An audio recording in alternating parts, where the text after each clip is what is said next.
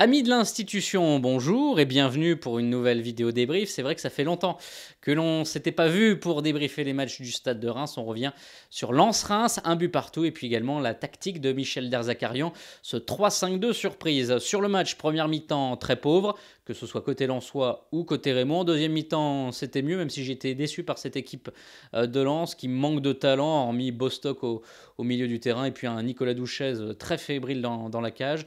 Côté rémois, le premier but d'Ibrahima Baldé, ça y est, on l'attendait après 12 journées. Et il est bien servi par Chavarria qui a fait un gros travail avant, un gros travail de pressing sur la défense centrale lensoise. Il va récupérer le ballon car il se bat et puis ensuite il sert Baldé qui a fait un bon appel sur le côté droit et ça fait donc un but à 0. Et puis après, cette équipe de Reims qui a concédé une nouvelle fois le but alors qu'elle menait au score extérieur. Ça rappelle les scénarios à Sochaux, à Amiens, même si c'était particulier. Voilà, ça commence à faire beaucoup, notamment à l'extérieur et même à domicile. On se souvient contre le Red Star, Reims mène 1-0 et concède l'égalisation. Et derrière, ils arrivent quand même à marquer le but du 2-1. Sur Chavarria, j'ai beaucoup aimé son match, très combatif, intéressant dans cette position axiale en soutien de l'attaquant.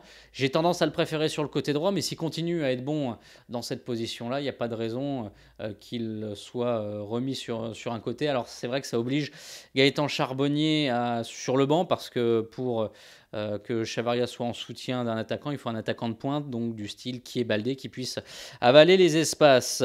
Le retour de Kankava, ça c'est une bonne nouvelle. Il a ratissé énormément de ballons, très précieux Jabba Kankava, même si techniquement je l'ai trouvé décevant contre Lens. On va lui laisser du temps un petit peu pour qu'il revienne. C'était que son premier match de la saison.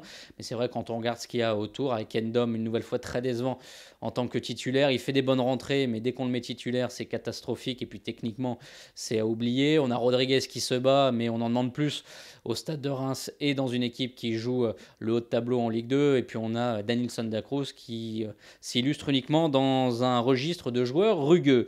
Pour la défense, Janvier, j'aime toujours. C'est vraiment solide, c'est propre, c'est efficace. Vraiment, c'est une bonne recrue. Et puis on a l'anti-Janvier, pour moi, c'est Antoine Comté. Allez, on regarde l'action juste avant le but. Antoine Comté, il est plutôt bien, voilà, il n'est pas déjà en retard. Et puis on regarde le milieu et la fin de l'action.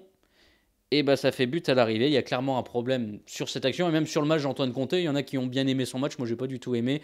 C'est toujours un peu à l'arrache. C'est vraiment une grosse déception ce joueur. Hormis, j'allais dire, la période où il était prêté par Paris, où il avait plutôt séduit au Stade de Reims. Le reste n'a été que de déception en déception et notamment la saison dernière. Je me rappelle du match contre 3 qui fut une honte, tout simplement. Il y a pas d'autre mot. Traoré, bon, en piston sur le côté droit. Il a le profil en même temps. Diego, un peu moins. Même s'il a rendu quand même une copie correcte, mais c'est vrai que d'alterner les allers-retours, il n'a pas forcément 90 minutes dans les jambes pour ça, notre ami Diego. Charbonnier encore sur le banc pour la deuxième fois consécutive. En même temps, dans le système 3-5-2, on peut comprendre qu'il ait voulu tenter Chavarria dans l'axe, Michel Derzakarian, pour l'abattage et le fait que ça soit un peu plus un harceleur que Gaëtan Charbonnier, même si Charbonnier est sur le banc à Ajaccio et à Lens, ça fait qu'un point sur 6. Le constat est là. Je ne dis pas que ça aurait été mieux avec lui, mais le constat mathématique est là. Allez, on passe au générique d'Erzakarian. In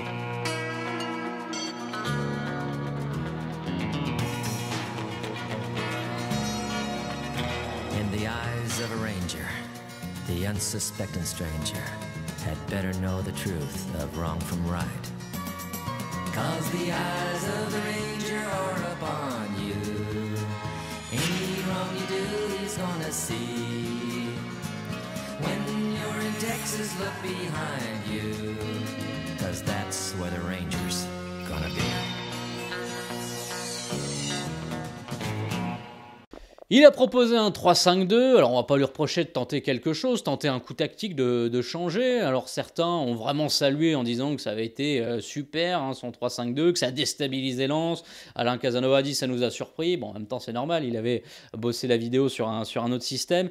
Mais au final j'ai trouvé que c'était ni bon ni mauvais, ça n'a rien changé. On a vu toujours les mêmes carences de l'équipe, notamment en matière de gestion du résultat, puisque Reims a une nouvelle fois concédé l'égalisation.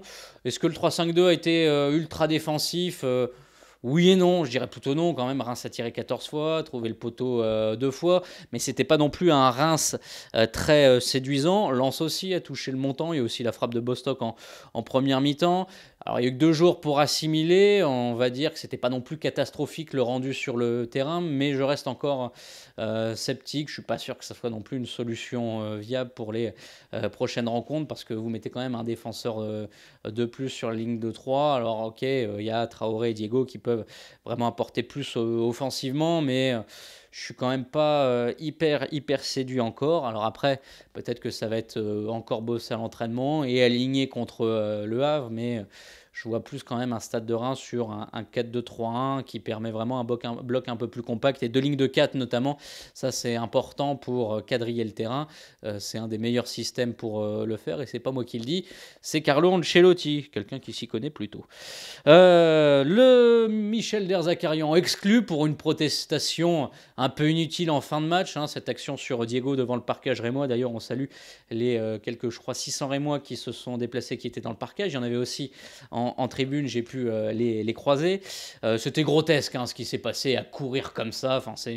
Alors, est-ce que c'était pour gagner du temps? Je ne suis pas sûr que c'était la méthode la plus utile. Enfin bref, je n'ai pas vraiment compris ça. Puis d'ailleurs, il était passablement énervé aussi sur l'exclusion de Janvier, de Julien Janvier. Michel Derzakarian, il a tapé sur l'espèce d'abri pour éviter la pluie sur le banc qui a bien bougé, mais en même temps la faute de Janvier, elle est obligatoire, elle est inévitable parce qu'il y avait un gros trou dans l'axe. C'est peut-être plus le premier jaune de Janvier qui est regrettable. Je crois qu'il fait une sorte de raffut le long de la ligne de touche, mais on ne peut pas lui reprocher d'avoir fait cette faute au milieu du terrain, même si ça obligeait Reims à terminer à 10 contre 11 et qu'il sera absent contre Le Havre. Mais ce qui me frappe le plus, et là c'est pas uniquement sur ce match, c'est le manque de progression du Stade de Reims depuis le mois d'août. Dans le jeu, l'équipe est toujours très brouillonne, les ballons ne ressortent pas proprement. Alors oui, Derzakarian n'est pas totalement responsable et n'est pas responsable des contrôles ratés, du fait que les joueurs ne sont pas capables de faire des passes dans les pieds, mais les lacunes techniques sont frappantes là aussi. Là, c'est peut-être une réflexion globale sur l'effectif que certains font également à juste titre. Donc ça, pour Derzak, il n'est pas le seul responsable, mais sa faute, c'est de voir qu'il n'y a pas de coordination sur action placée. Il y en a très peu et puis souvent ça n'aboutit pas. Voilà, il n'y a pas un manque de fluidité dans le jeu. Ça, c'est quand même un petit peu inquiétant de ne pas avoir d'amélioration après 3 mois de compétition. Donc Reims ne se repose pour l'instant que sur son talent et que sur une agressivité défensive. Mais ça, il faut quand même lui tirer un coup de chapeau parce qu'il y avait du travail. Reims a retrouvé une défense. Voilà, c'est talent et défense pour l'instant. Mais on voit très bien qu'à l'extérieur, ça ne passe pas. Il faut un peu plus d'idées dans le jeu pour essayer de s'imposer et surtout être un peu plus gagneur. Il y a du mental à la maison. Ils l'ont prouvé. Par contre, à l'extérieur, ça reste encore tendre. Le match contre Le Havre s'annonce très important parce que Le Havre est deuxième, qui avait connu une petite période un petit peu de doute avant le départ de Bob Bradley. Là, ça va mieux. On se souvient qu'ils sont allés gagner 5-2 en Coupe de la Ligue contre le Stade de Reims à Delaune. Alors, c'était la Coupe de la Ligue, mais quand même, ils ont réussi à passer 5 pions à la défense du Stade de Reims. Ça va être très important parce que Reims, après 2 matchs, alors qu'ils étaient leaders avant la trêve, est presque, on va dire, largué par Brest, qui a 5 points d'avance, qui a fait 6 sur 6. Reims a fait 1 point sur 6. Et surtout, si Reims ne l'emporte pas à la maison, cela ferait 3 matchs sans victoire.